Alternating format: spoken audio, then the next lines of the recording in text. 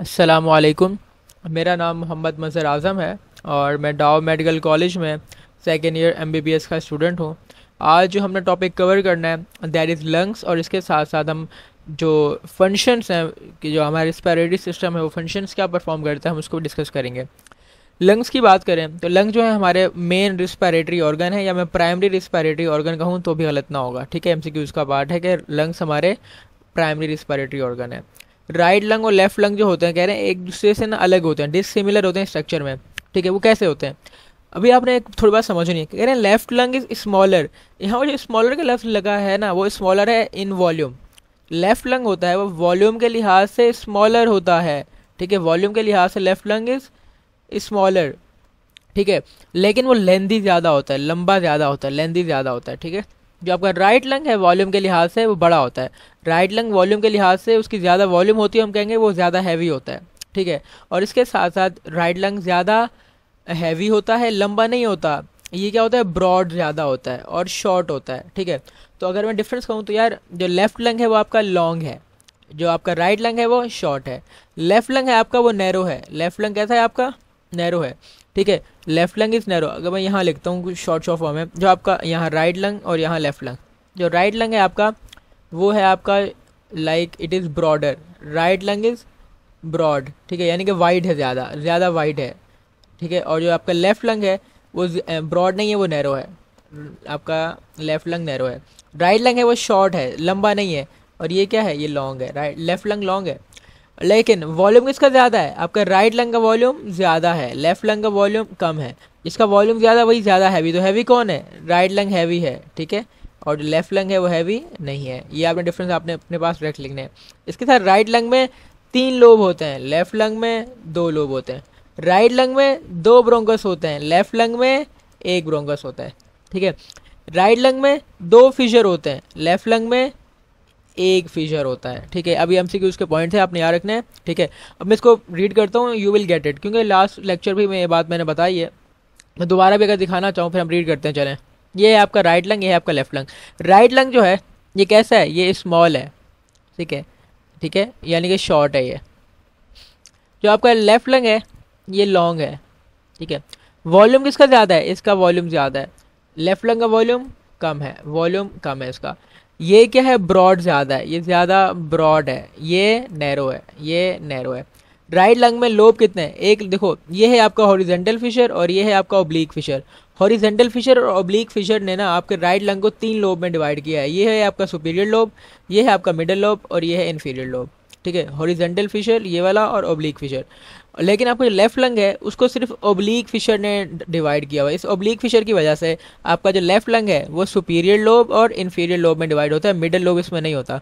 Right lung में 2 bronchus होते हैं, 2 ब्रोंकस या ब्रोंकाई होते हैं। लेफ्ट लंग में 1 ब्रोंकस इंटर होता है। ठीक है, इसमें 3 लोब है तो इसमें सेकेंडरी ब्रोंकाई कितने होंगे, 3। देखो सेकेंडरी ब्रोंकाई वो होते हैं जो लोब को ब्लड सप्लाई देते हैं, सॉरी एयर सप्लाई करते हैं। सेकेंडरी ब्रोंकाई वो होते हैं जो आपके लोब को सप्लाई करते हैं एयर। तो यहाँ पे लोब 3 है, तो जो आपके सेकेंडरी ब्रोंकाई हैं वो भी 3 होंगे, सेकेंडरी ब्रोंकाई भी 3 होंगे। यहाँ लोब 2 हैं तो आपके जो सेकेंडरी ब्रोंकाई हैं वो 2 होंगे। ब्रोंकस इसमें 1 है, सेकेंडरी ब्रोंकाई 2 हैं।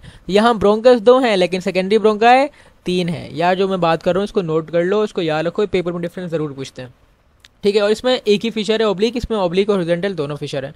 ठीक है, और अगर हम फंक्शन की बात करें, जो आपका रेस्पिरेटरी सिस्टम है ये ऑक्सीजन सप्लाई करता है आपकी बॉडी को, बॉडी के हर टिश्यू को।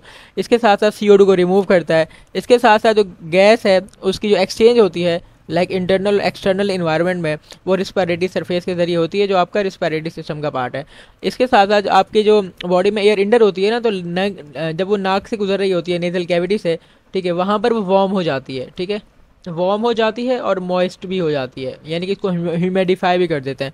तो रिस्पिरेटरी सिस्टम जो है ना एक ह्यूमिडिफायर के तौर पे काम करता है।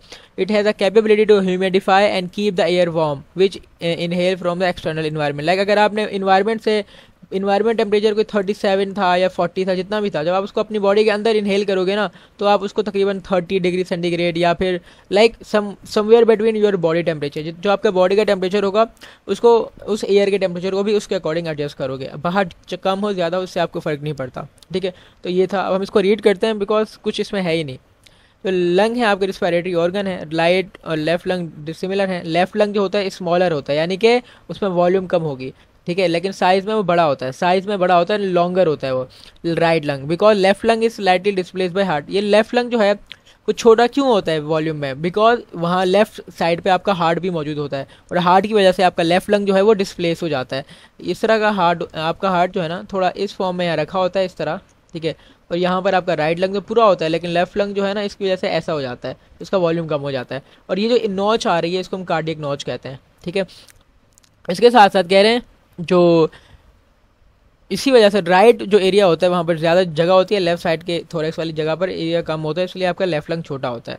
और जो एक लंग होता है उसमें छोटे यूनिट होते हैं, इनको हम लोब्स कहते हैं। 3 लोब राइट में होते हैं जो सुपीरियर, मिडल, इन्फीरियर हैं, और बाकी जो लेफ्ट में होते हैं इसकी बात भी हमने कर ली। कह रहे हैं each lobe is supplied by secondary bronchi. एक लोब जो होता है ना, हर लोब को जो सप्लाई मिलता है, ठीक है, वो सेकेंडरी ब्रोंकाई से मिलता है। एमसीक्यू उसका पॉइंट है, अगर राइट में 3 लोब हैं तो सेकेंडरी ब्रोंकाई भी कितने होंगे, 3। राइट लेफ्ट में 2 लोब हैं तो सेकेंडरी ब्रोंकाई भी 2 होंगे, सेकेंडरी लोब सेकेंडरी ब्रोंकाई 2 होंगे, ठीक है। बाकी इसको तो हमने रीड कर लिया। इसके साथ साथ एक और पॉइंट जो आपके फेडरल में भी लिखा हुआ है वो ये है कि आपका ये लंग है, ठीक है, इस लंग पे यहाँ से आपका ब्रोंकाई एंटर हो रहा है, और यहाँ से ब्रोंकाई एंटर हो रहा है। वो एरिया जहाँ से ब्रोंकाई या डिफरेंट आर्टरीज या वेन्स या नर्व्स एंटर होती हैं हम उसको हाइलम कहते हैं। लंग का क्या कहलाता है, वो हाइलम कहलाता है, ठीक है, लंग का हाइलम कराता है वो एरिया जहाँ से चीज़ें एंटर होती हैं, ठीक है। हाइलम कह लो या रूट ऑफ लंग कह लो, ठीक है। और पूरा लंग जो होता है आपका फ्री होता है सिवाय इस जगह के, ये वो जगह है जहाँ पर आपका लंग अटैच होता है आपकी, लाइक आपके ब्रोंकस के जरिए, वरना लंग आपका कहीं भी अटैच नहीं होता। लंग के ऊपर जो कवरिंग मौजूद होती है हम उसको विसरल प्लूरा कहते हैं, ठीक है, प्लूरल मेम्ब्रेन कहते हैं। उस प्लूरल मेम्ब्रेन के डिफरेंट पार्ट्स हैं, जो अंदर वाली लेयर है उस प्लूरल मेम्ब्रेन की, ये वाली समझो फॉर एग्जाम्पल, ये है आपकी विसरल प्लूरा। विसरल प्लूरा के बाहर है एक पैराइटल प्लूरा यहाँ पर, तो विसरल प्लूरा, बीच में गैप, और पैराइटल प्लूरा। ये जो गैप है इसको हम पैराइटल कैविटी कहते हैं, ठीक है, प्लूरल कैविटी कहते हैं। ये विसरल प्लूरा, पैराइटल प्लूरा, ये प्लूरल कैविटी। प्लूरल कैविटी के अंदर सीरस फ्लूइड होता है जो इन दोनों को आपस में एक तो मिलने नहीं देता, चिपकने नहीं देता, ताकि प्रॉपर्ली कॉन्ट्रैक्शन और एक्सपेंशन हो सके। अगर चिपक जाएंगे तो कॉन्ट्रैक्शन एक्सपेंशन नहीं होगी। इसके साथ साथ इनको लुब्रिकेट करता है और फ्रिक्शन को रिड्यूस करता है, ठीक है। और ये जो पैराइटल प्लूरा है और ये हमारी होगी विसरल प्लूरा, ठीक है। ये लंग का एपेक्स का एरिया है और ये है इसका बेस। बेस जो होता है उसके नीचे डायफ्राम मौजूद होता है, ठीक है। डायफ्राम एक शीट है मसल्स की जो नीचे आपके लंग के मौजूद होती है। सो स्टूडेंट्स, ये था हमारा टॉपिक, बहुत छोटा सा टॉपिक था, और ये मैं इससे पिछली वीडियो भी मैं इसकी बात कर चुका था, तो मैं उम्मीद करता हूँ कि आपको टॉपिक समझ में आया होगा। नेक्स्ट टॉपिक हमारा लेंथी होगा जिसमें हम वेंटिलेशन की बात करेंगे, वेंटिलेशन है क्या, और उसके बाद हम मैकेनिज्म ऑफ वेंटिलेशन को डिटेल में डिस्कस करेंगे, इनहेलेशन को और एक्सपायरेशन को, ठीक है। और फिर हम लंग वॉल्यूम और कैपेसिटी की बात करेंगे जो कि एमसीक्यूज़ के लिहाज से बहुत इंपॉर्टेंट है। सो इंशाल्लाह मिलते हैं नेक्स्ट वीडियो में, तब तक के लिए अल्लाह हाफ़िज़।